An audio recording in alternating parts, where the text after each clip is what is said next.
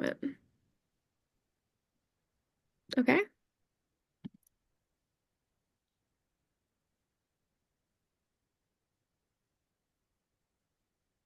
Okay. Can you see it? Mhm.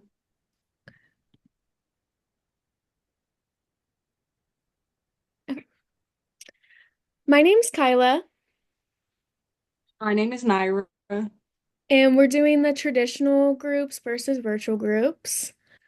What are traditional groups? They're when classmates or coworkers collaborate to complete an assignment or task to give information on a specific topic. They're usually done in a class setting. They're more beneficial than not. They involve hands-on learning and in-person collaborative learning. What are the benefits of traditional groups? They improve communication skills by giving peers confidence when presenting in front of other people. They can enhance understanding because you have the ability to actually ask questions in real time and get answers.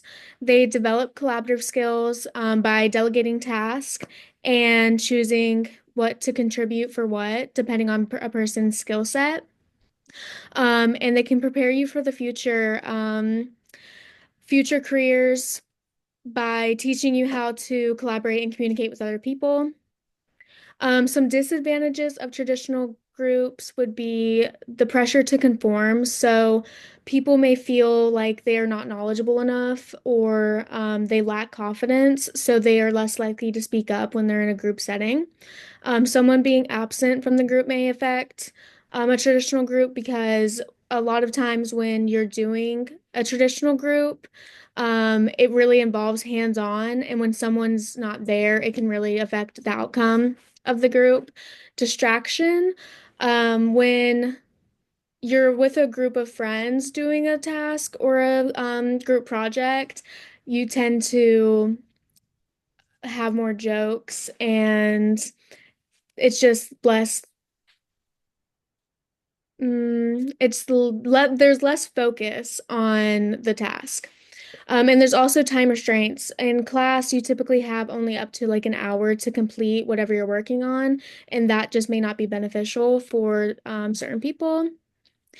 How does traditional groups affect human communication? Traditional peer-to-peer groups have generally really positive impacts on human communication. They have the ability to get immediate feedback when they say something regarding the assignment or task, which can help people adjust to how they express themselves over time. This encourages more effective communication skills like empathy, timing, and clarity. In traditional groups, the communication often involves navigating through disagreements, and this teaches people how to resolve conflict. Conversation and group projects can also help an individual develop their social identity. Virtual groups. So virtual groups occur, they can be peers or in workplaces. COVID has really changed the dynamic of it because we typically would see people in different geographical areas, but now you could be in the same area as your coworkers and still have virtual work. These occur through computers and technology, of course. Usually occurs in a home or an office space because there are people who still go into the office or both, depending on the day of the week. These groups are designed to make collaboration essentially easier and usually do not have a set authoritative figure.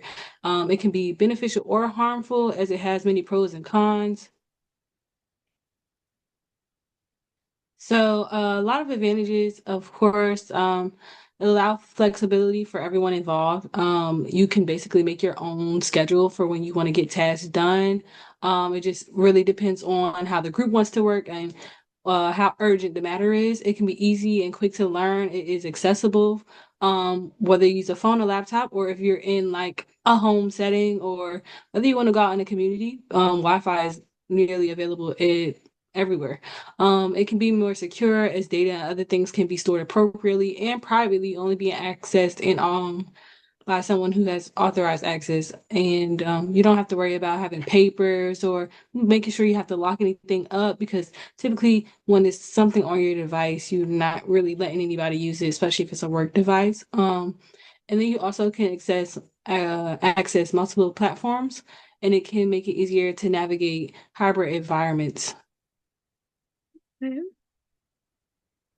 There are a lot of disadvantages to virtual groups. Of course, there could be technical difficulties which can occur. Um, we could have data breaches or not have service or power outages. Computer systems get old, they crash. Another disadvantage would be lack of social interactions. There could be a lot of miscommunication because we're not seeing actual cues, social cues, and also being that we're not always in person or not in person at all, it may be a bit difficult for some to engage with one another. Um, there could also be time conflicts because schedules vary. And it also depends on roles and responsibilities within the group. All platforms are not the same, so there is the possibility of having inconsistencies upon different platforms, whether it be work website or it be a platform being used for the company to make something. That could also crash. You could have a lot of different issues. It could be hard to learn how to engage with the technology for some people, or it would take time and time to learn and understand how each platform works because different platforms have different features, so everything may not be the same. So how does the virtual group affect human communication? Um, from Blanchard, we have new theoretical explanations to explore, including the limited time people spend online together, the curated view of video communication partners, and the disparate physical environments of online communication partners. Um, it can be difficult to navigate communication and even how to gauge emotions and interactions with individuals you have either never interacted with in person or have not interacted with them in person in a while, or you may have not even interacted with these people at all, and it may be your first time. So while there are many pros to virtual communication, there's just as many cons. The world has changed drastically due to the pandemic. Um, being that there was a lack of socialization during this time, there has been a little bit more difficult to get back into that normality of having interactions, whether it be in person or whether it be online. And as mentioned before, a lot of people don't know how to read social cues through online, even with, everybody doesn't always have their face on the camera, or you're not used to how someone communicates. So the way they communicate could be different from how you do, and you may see it as negative, whereas they think they're just, playful banter. So the work environment, or even with just peers, is definitely very different, and has affected our communication greatly.